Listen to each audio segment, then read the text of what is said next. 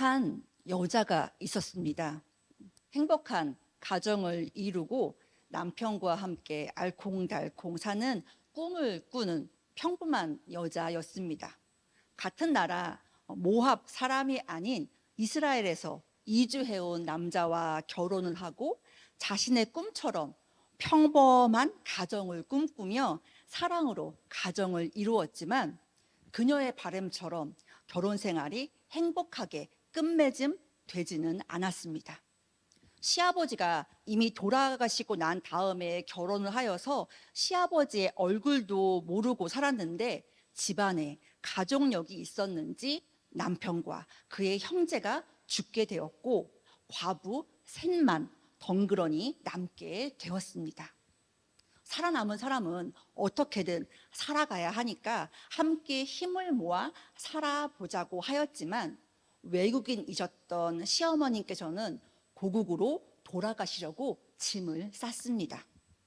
여자가 남편에게 시집 와서 이제 한 가족이 되었고 시어머니와 함께 생을 이어가려고 그녀는 시어머니를 따라 길을 나섰습니다. 동서와 함께 시어머니를 따라 길을 나섰지만 시어머니는 더 이상 며느리들과 함께 가기를 원하시지 않았습니다. 여호와께서 자기 백성을 돌보시사 그들에게 양식을 주셨다라는 말씀은 소문로 들었지만 단순하게 흉년이 끝났다는 그 고국의 소식만 듣고서 대책 없이 며느리들을 데리고 가면 그녀들의 고생이 불보듯 뻔하였기에 며느리들을 떠나 보내려고 한 것입니다. 그녀는 며느리들을 생각해주는 시어머니 마음은 너무나 잘 알고 있지만 다시 친정으로 돌아가라고 강권하시는 시어머니가 야속하기도 하였습니다. 그녀는 시어머니가 그렇게 혼자 떠나는 것이 걱정되기도 하였고 동서처럼 친정으로 다시 돌아가지 않으리라는 결단도 하게 되었습니다. 그리고 다시 한번 자신의 마음을 시어머니께 담대하게 이야기합니다. 룻기 1장 16절부터 17절의 말씀입니다. 룻이 이르되 내게 어머니를 떠나며 어머니를 따르지 말고 돌아가라 강권하지 마옵소서. 어머니께서 가시는 곳에 나도 가고 어머니께서 머무시는 곳에 나도 머물겠나이다. 어머니의 백성이 나의 백성이 되고 어머니의 하나님이 나의 하나님이 되시리니 어머니께서 죽으시는 곳에서 나도 죽어 거기 묻힐 것이라. 만일 내가 죽는 일 외에 어머니를 떠나면 여호와께서 내게 벌을 내리시고 더 내리시기를 원하나이다 하는지라. 아멘. 그렇습니다. 성도님들께서 모두 다 눈치를 채셨겠지만 그녀는 오늘의 주인공 룻이었습니다. 이 시간에는 룻의 고백으로 시작된 믿음의 여정을 통해서 우리의 삶을 돌아보는 시간을 가지려고 합니다. 모압의 여인이었던 룻은 동서인 오르바처럼 다시 자신의 친정으로 돌아가지 않았습니다. 룻이 자신이 그동안 생각했던 믿음의 고백을 시어머니에게 말한 것처럼 시어머니가 믿는 하나님을 믿으며 이스라엘 백성으로 살겠다고 다짐한 것입니다. 그리고 믿음의 결단대로 자기의 고향과 자신이 지금까지 살고 있던 나라를 떠나서 시어머니와 함께 이스라엘 땅 베들레헴으로 떠나갔습니다. 다시 고국으로 돌아온 나오미에게는 사실 남은 것이 아무것도 없었습니다. 남편도 없고 자식도 없었습니다. 집안에 남자들이 한 명도 없던 그들이 살고 있던 고대 근동 사회에서는 남편도 자식도 없는 과부들이 살아갈 수 있는 희망은 거의 없었습니다. 그나마 두 과부가 의지할 수 있는 말씀이라곤 하나님의 법으로 만들어 놓으신 명령뿐이었습니다. 레위기 19장 9절과 10절에 이렇게 말씀하고 있습니다.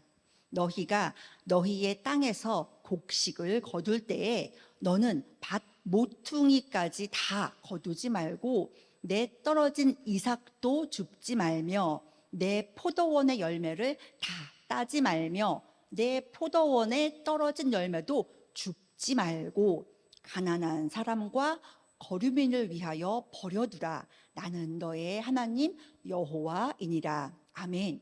이 명령이 그들에게는 유일한 희망이었던 것입니다. 나오미와 룻이 베들레헴으로 돌아올 그때가 마침 보리를 수확하는 계절이었습니다. 시어머니를 따라서 베들레헴으로 온 룻은 생계를 위해서 시어머니께 수확 중인 보리밭에 나가서 떨어진 이삭을 좀 주어서 먹고 살려 하는 계획을 이야기합니다. 나오미도 지금 이 상황 가운데 그것만이 살 길임을 알았기에 룻이 밭에 나가는 것을 허락하였습니다. 다시 돌아온 베들레헴에서의 삶은 그렇게 힘겹게 시작이 되었습니다. 사람의 눈으로 보면 고향 땅을 떠나서 잘 살아보겠다던 그 나오미의 가족은 쫄딱 망해서 아무것도 없이 과부 둘만이 다시 고향에 돌아와 이삭을 주어서 생계를 유지하게 되는 처량한 신세이지만 그 속에 하나님의 엄청난 일하심이 숨어 있다는 것을 우리는 알 수 있습니다. 그래서 사람의 눈에 보이는 것이 전부가 아닌 것을 우리가 잊지 말아야 할 이유가 여기에 있다는 것입니다. 추수하는 일꾼들을 따라 이삭을 주어서 생계를 유지하던 나오미와 룻에게 새로운 길이 열린 것은 우연히를 가장한 하나님의 계획하심이었습니다. 이삭을 줍던 룻이 우연히 시아버지와 남편과 친척 관계였던 보아스라는 사람의 밭에 들어가게 되었습니다. 룻은 여느 때와 마찬가지로 열심히 이삭을 주었습니다. 베들레헴에 와서 그녀가 진짜 한 것이라곤 매일매일 밭에 나가서 이삭을 주워와서 시어머니와 함께 생계를 유지하는 것뿐이었습니다. 정말 최선을 다해 하루하루 살아내고 있었습니다. 룻기 2장 7절 하반절에는 이렇게 말씀하고 있습니다. 아침부터 와서 잠시 집에서 쉰 외에 지금까지 계속 하는 중이니이다 라는 하인의 말에서 알 수 있듯이 정말 게으름 피지 않고 성실하게 밭에서 떨어진 이삭을 주어서 시어머니를 섬겼던 룻의 성실함은 주변 사람들도 다 알게 되었습니다. 보아스는 그녀의 그 성실한 효심을 익히 들어서 알게 되었으며 그녀에게 이삭을 주우러 다른 밭에 가지 말고 자신의 밭에서 추수가 끝날 때까지 이삭을 주우라고 말하면서 하인들에게도 그녀가 더 많은 이삭을 주울 수 있도록 곡식 다발을 뽑아서 버리라는 명령까지 하게 되었습니다. 집으로 돌아가 나오미와 함께 배부르게 식사를 한 다음에 룻은 시어머니에게 오늘 있었던 일들을 세세하게 이야기합니다. 자신이 우연히 들어간 밭에서 그 주인이 호의를 베풀어 자신이 오늘 하루 어떤 보살핌을 받았는지 상세하게 이야기합니다. 그리고 자신에게 호의를 베풀었던 그 사람의 이름이 보아스인 것을 이야기합니다. 보아스라는 이름이 딱 들려지는 순간 나오미의 머릿속에는 하나님의 법이 떠오릅니다. 나오미는 이스라엘의 기업을 물을 자, 즉 고엘의 의무를 수행할 자격이 되는 사람이 보아스인 것을 룻에게 이야기를 해 줍니다. 이스라엘의 법 중에 기업을 물으는 고엘이라는 제도에는 세 가지 의무가 있었습니다. 첫 번째는 가난한 혈족의 땅을 만약에 딴 사람한테 팔았다면 그 땅을 도로 사주어야 했습니다. 또 가난한 사람이 근족이 노예가 되었다면 돈을 지불하여서 노예가 된 것을 해방시켜 주어야 했습니다. 또 부당한 피해를 입은 친족을 위해서 함께 복수할 책임도 있었고요. 친족의 죗값을 대신 치러야 하는 의무도 있었습니다. 그리고 친족이 자식이 없이 죽을 경우에는 그 남아있는 과부와 결혼하여서 자식을 낳아야 하는 의무가 있었는데요. 결혼하여서 첫 아들을 낳으면 내 아들이 아니고 형제의 아들로 간주하여서 족보에 대신 이름도 올리고 기업을 상속하게 하는 기업을 무르는 고엘이라는 제도가 있었고 의무가 있었다는 것입니다. 그 기업을 물은 의무를 가진 것이 바로 보아스라고 이야기해 주는 것입니다. 기업을 무르는 그 의무가 자신의 앞날에 어떤 상황으로 마주치게 될지 정확히 알지 못하였던 룻은 추수가 맞춰지는 그날까지 매일매일 시어머니와 자신의 생계를 책임지며 하루하루 성실하게 이삭을 주우며 생활하였습니다. 그리고 드디어 추수가 마치고 타작마당에서 잔치를 벌이며 추수의 기쁨을 누리는 날이 다가왔습니다. 나오미는 룻에게 그날 밤 보아스에게 다가가서 기업을 무르는 책임을 다하라는 말을 하게 하며 며느리인 룻을 시집 보낼 작전을 세우게 됩니다. 며느리 룻도 참 대단한 것이 시어머니의 말씀에 어머니의 말씀대로 내가 다 행하리이다 라고 대답하며 순순히 순종하였다는 것입니다. 마치 마리아가 성령으로 잉태되었다는 것을 천사에게 들었을 때 주의 여종이오니 말씀대로 내게 이루어지이다 하고 대답하였던 그 고백을 떠오르게 합니다.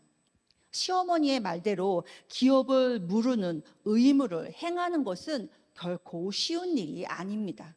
과부였던 룻은 그 과부의 옷을 벗고 목욕을 하고 몸을 단장하고 옷을 갈아입고 자고 있는 남자의 이불 속에 들어가 자신을 취하라고 말하는 것이 쉬운 일이 아니었을 텐데 이 모든 것을 계획한 시어머니 나오미의 말을 모두 따르며 그 밤 타작마당에 들어가 보아스를 만나게 됩니다. 보아스는 이미 룻에 대해서 참 잘 알고 있었습니다. 기업을 무르는 일에 있어서 자신보다 더 가까운 친척이 있음도 그는 이미 알고 있었습니다. 가까운 친척이 그것을 거부하면 자신은 기업을 무르겠다고 이야기하면서 룻이 부끄럽지 않게 또 다른 사람들의 눈에 띄어서 곤란을 겪지 않도록 돕습니다. 또 그녀를 애타게 기다리고 있을 시어머니 나오미에 대해서도 세세하게 마음을 씁니다. 그리고 날이 밝자 자신보다 더 가까운 그 친족을 만나러 성문으로 올라갔습니다. 모든 사람들이 보는 앞에서 기업 무르는 책임을 온전하게 받아서 나오미에게 있던 엘리멜렉의 소유지를 사게 되었습니다. 그리고 며느리 룻을 아내로 맞아들이고 합법적으로 결혼하게 되었고 롯과 결혼하여서 자녀를 낳게 되었습니다. 이 아이 이름을 오벳이라고 이웃의 여인들이 지어 주었다는 것입니다. 그래서 오늘 본문의 말씀이 룻기 4장 21절과 22절의 말씀인데 살몬은 보아스를 낳고 보아스는 오벳을 낳았고 오벳은 이새를 낳고 이새는 다윗을 낳았더라. 신약에는 이렇게 나와 있습니다. 마태복음 1장 5절에 살몬은 라합에게서 보아스를 낳고 보아스는 룻에게서 오벳을 낳고 오벳은 이새를 낳고. 아멘. 룻이 낳은 오벳을 통해서 이새가 태어나게 됩니다. 그리고 이새를 통해서 다윗이 태어나게 되고 룻은 다윗의 증조 할머니가 된 것입니다. 나중에 다윗의 혈통에서 예수 그리스도께서 나셨고 예수님의 족보에도 이름이 올라가는 영광을 룻이 얻게 되었다는 것입니다. 이방 여인이었던 룻은 자신의 믿음으로 하루하루 작은 순종의 행동을 하였고 때가 되어서 그 믿음의 열매를 맺게 되었다는 것입니다. 오늘 말씀을 통해서 우리들이 믿음의 열매를 맺기 위해 3가지 실천 방안을 살펴보려고 합니다. 첫 번째, 룻은 믿음으로 결단하고 떠났습니다. 믿음의 조상 아브라함처럼 룻은 자신의 고향 땅을 떠났습니다. 자신이 태어나고 자랐던 익숙한 고향을 등지고 문화도 다르고 신앙도 다른 땅 베들레헴으로 그녀는 믿음의 여정을 걸었습니다. 사실 우리들은 우리들에게 익숙한 곳을 참 좋아합니다. 익숙한 곳에서 안전함을 느낍니다. 편안함을 느낍니다. 이곳이 좋사오니라고 변화 없이 이대로 가기를 원하고 있습니다. 그러나 때로는 믿음의 열매를 맺기 위해서 내가 가진 익숙함을 벗어버려야 할 때가 있다는 것입니다. 내가 그동안 쌓아두었던 모든 것을 내려놓고 떠나야 할 때가 있다는 것입니다. 나의 가족, 나의 친구, 나의 직장, 나의 고향을 등지고 떠나는 그 떠남이 믿음의 열매를 맺을 때 때로는 필요하다는 것입니다. 그러나 무턱대고 떠나는 것이 아닙니다. 믿음에 따른 떠남입니다. 하나님께서 원하는 떠남입니다. 내 원함의 떠남이 아니고 말씀에 의지한 떠남이라는 것입니다. 하나님께서 원하시는 그 떠남에 있어서 더 이상 망설이지 말고 떠나야 한다는 것입니다. 그것이 믿음입니다. 아무것도 보이지 않아도 나의 한 치 앞 미래를 알 수 없고 나의 미래를 내가 계획하지 없을지라도 말씀에 의지하여서 떠나는 우리들이 되기를 소원합니다. 그렇게 믿음으로 우리의 발걸음을 움직였을 때 하나님께서 우리의 발걸음을 인도하시고 우리의 인생을 책임져 주십니다. 믿음의 걸음을 걸을 때 그 걸음을 외면치 않으시고 손수 길을 만들어 주시고 우리들을 인도하시는 하나님을 경험하게 된다는 것입니다. 그것이 믿음의 여정입니다. 주님만 바라보고 떠나는 나그네 인생길에서 주님을 놓치지 않는 우리 모두가 되기를 간절히 기도합니다. 두 번째로 룻은 믿음으로 섬겼습니다. 나오미와 룻이 살고 있던 당시 그 고대 근동 사회에서는 여자들은 참 생계가 막막했습니다. 아들들이 땅을 기업으로 기업을 이어받고 있고 농사 지어서 하는 그런 때에 딸들과 여자들은 사람으로 쳐주지 않는 그런 시대에서 그들 스스로 무엇을 해서 먹고 살아갈 수 있는 터전이 거의 없었다는 것입니다. 룻은 자신의 친어머니도 아니고 시어머니를 모시기 위해 자신의 고향을 떠나 시어머니의 고향으로 이주하여서 살게 되었고 그녀의 생계를 책임지기 위해서 더 많이 일을 하였습니다. 자신이 먹을 것뿐만 아니라 자신을 기다릴 그 시어머니를 위해서 하루하루 최선을 다했다는 것입니다. 사실 며느리들에게 물어보세요.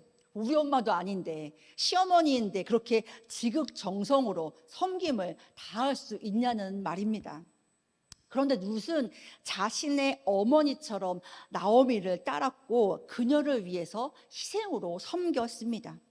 하나님께서는 부모에게 효도하는 자식의 그 섬김을 외면하지 않으십니다. 룻의 그 섬김을 기뻐하셨던 하나님께서는 보아스의 입을 빌려서 그녀를 축복합니다. 룻기 2장 11절과 12절의 말씀입니다. 보아스가 그에게 대답하여 이르되 내 남편이 죽은 후로 내가 시어머니에게 행한 모든 것과 내 부모와 고국을 떠나 전에 알지 못하던 백성에게로 온 일이 내게 분명히 알려졌느니라. 여호와께서 내가 행한 일에 보답하시기를 원하며 이스라엘의 하나님 여호와께서 그의 날개 아래에 보호받으러 온 내게 온전한 상 주시기를 원하노라 하는지라. 아멘. 룻이 믿음으로 시어머니 나오미를 따라왔고 믿음으로 시어머니를 섬긴 것을 보아스가 알고 있었습니다. 다른 사람들도 룻의 그 섬김이 온전하게 드러나게 된 것을 알고 있었습니다. 우리들의 섬김은 어떤가요? 요즘은 부모님을 섬기는 것보다 부끄럽지만 자식을 섬기는 상황이 더 많아지는 것 같습니다. 어른들보다 오히려 아이들이 더 중심이 되고, 그래서 효도하는 모습들, 어른들 공경하는 모습들의 그 본을 제대로 보여주지 못하는 것이 요즘 세대인 것 같습니다. 그러나 하나님께서는 분명하게 믿는 자의 기본이 되는 십계명을 통해서도 부모 공경에 대한 말씀을 하셨습니다. 믿는 자들은 삶에서도 믿음을 온전하게 드러내 보여야 한다는 것입니다. 믿는 자라고 하면서 효도도 하지 않고 부모님 섬기는 일을 소홀히 한다면 믿는 자의 도리를 다 행하고 있지 않다라고 생각할 수 있습니다. 얼마 뒤면 추석 명절이 다가오지요. 명절에 또 음식하느라 며느리들은 힘든 시간을 보낼 수도 있습니다. 하지만 이번에는 다른 명절 때보다 기쁨으로 그 일을 감당해보면 어떨까요? 시부모님을 마치 내 부모님처럼, 처가의 부모님도 내 부모님처럼, 그리고 아직 결혼을 하지 않은 청년들은 올해가 내가 결혼하기 전에 마지막 부모님과 함께 보내는 추석인 것처럼 부모님을 더욱 사랑하고 섬김의 효를 다하는 룻과 같은 믿음의 성도님들 되시기를 기도합니다. 마지막 셋째, 룻은 믿음으로 순종했습니다. 룻은 자신의 남편이 죽고 새롭게 시집을 가게 되었습니다. 그런데 그 주선자가 시어머니였습니다. 주선자가 시어머니인 것도 불편한데 자신과 비슷한 나이대의 젊은 사람이 아니고 자신이 한눈에 딱 반해가지고 결혼하고픈 잘생긴 사람도 아니었습니다. 시어머니가 정해준 하나님의 법에 따라 가장 가까운 친척과 결혼을 해서 죽은 남편의 대를 이어야 하는 의무적인 결혼을 해야만 했던 것입니다. 보아스는 룻보다 나이가 많은 사람이었습니다. 물론 그의 밭에 가서 이삭을 주우면서 그의 따뜻한 면이라든가 인간적으로 존경을 하는 마음을 가질 수 있고 좋은 모습들을 봤을 수도 있습니다. 그러나 결혼을 하는 남편감으로 봤을 때 자신의 이상형이 아닐 수도 있었고, 또 좋은 사람이다 하지만 결혼까지는 싫었을 수도 있습니다. 왜 결혼을 해야만 하는지 이스라엘 그 법이 이해가 되지도 않을 수도 있었습니다. 그러나 룻은 시어머니한테 싫어요. 왜요? 안 하면 안 돼요? 꼭 그래야만 돼요? 라는 불편한 마음들을 전혀 이야기하지 않습니다. 그냥 순종합니다. 시어머니께서 시키시는 대로 타작 마당에 들어가서 보아스가 자고 있는 그곳에 침입하여서 결혼을 이뤄내기를 바라시는 시어머니 말에 온전하게 순종했다는 것입니다. 룻기 3장 9절에 이렇게 말씀합니다. 이르되 내가 누구냐 하니 대답하되 나는 당신의 여정 룻이오니 당신의 옷자락을 펴 당신의 여정을 덮으소서. 이는 당신이 기업 물을 자가 됨이니이다 하니. 아멘. 여러분, 이것이 이해가 되시나요?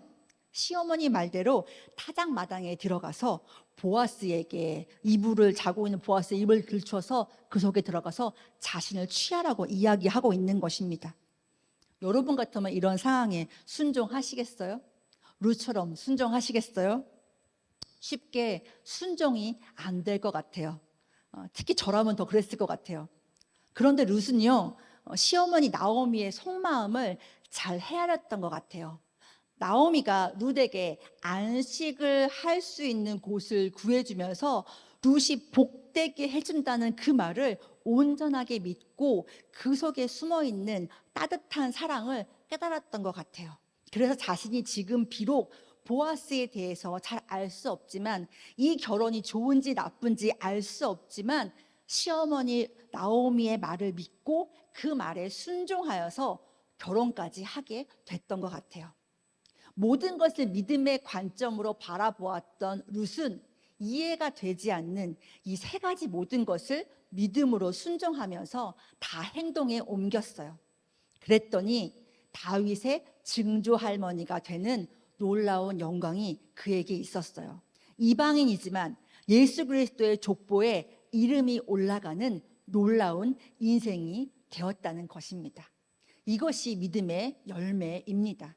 내가 좋아하는 일을 해서 믿음의 열매를 맺을 수는 없어요.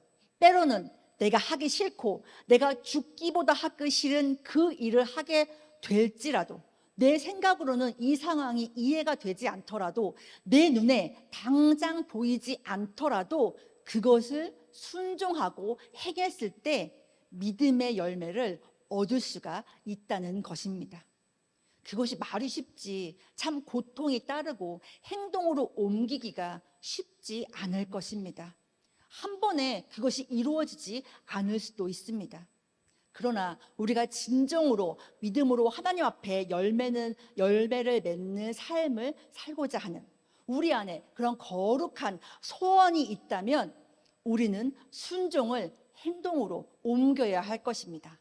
우리의 믿음을 순종함으로 행동으로 옮겨야 할 것을 나중으로 미루는 것이 아니라 지금 당장 옮겨야 된다는 것입니다. 이 땅에서의 시간은 길지 않습니다. 내일 해야지, 다음에 해야지, 내 이런 부분이 해결되면 해야지, 미루고 머뭇거리면 우리에게 믿음의 열매는 없습니다. 아프지만 고통스럽지만 우리가 결단하고 순종했을 때 우리에게 믿음의 열매가 맺혀지는 삶을 살게 된다는 것입니다. A.W. 토저라는 신학자가 있습니다. 책도 많이 쓴 신학자인데요. 믿음은 당신이 도달하는 결론이 아닙니다. 믿음은 당신이 살아가는 여정입니다. 라고 이야기하였습니다. 믿음은 이런 거야 라고 결론 내리거나 믿음의 정답은 이거야 라고 이야기하는 것이 아니라 삶으로 살아가는 여정, 우리의 모든 삶의 그 과정이 믿음이라는 것입니다. 우리의 삶을 통해서 계속 믿음으로 순종하는 과정 가운데 어느 순간 하나님의 때가 되면 믿음의 열매를 볼 수 있다는 것입니다. 허나 꼭 그 공식이 성립되지는 않습니다. 이 땅 가운데 살아갈 때에 나의 믿음의 열매를 내 눈으로 목도하기를 원하지만 그렇게 되지 않을 수 있다는 것을 우리가 또 기억해야 합니다. 믿음의 열매를 내 눈으로 보기 원하지만 그것이 목표가 되면 오히려 실망할 수 있기 때문에 그냥 내게 맡겨진 하루하루 최선을 다하면 됩니다. 그러면 우리들이 하나님 앞에 우리의 삶을 심판받는 그날 우리들은 하나님 앞에 믿음의 상급을 받게 된다는 것입니다. 그러니 이 땅에서 우리들의 눈에 보이지 않아도 믿음의 여정을 떠나며 믿음으로 잘 섬기며 믿음으로 말씀에 순종하는 삶을 살아간다면 하루하루 주어진 삶이 비록 남들이 보기에는 보잘것없어 보이는 삶일지라도 룻과 같은 믿음의 조상으로 예수님께서 이 땅에 오시는 가문을 잇게 되는 귀한 역할에 쓰임받는 인생이 된다는 것입니다. 이 시간 우리들의 믿음을 돌아보기를 원합니다. 믿음으로 나는 어떤 일을 행하고 있는지, 이 시간 믿음이 없이는 찬양하시면서 나의 믿음을 돌아보며 나는 믿음으로 어떤 떠남, 어떤 섬김, 어떤 순종의 삶을 살아가야 되나 기도하는 시간 갖도록 하겠습니다.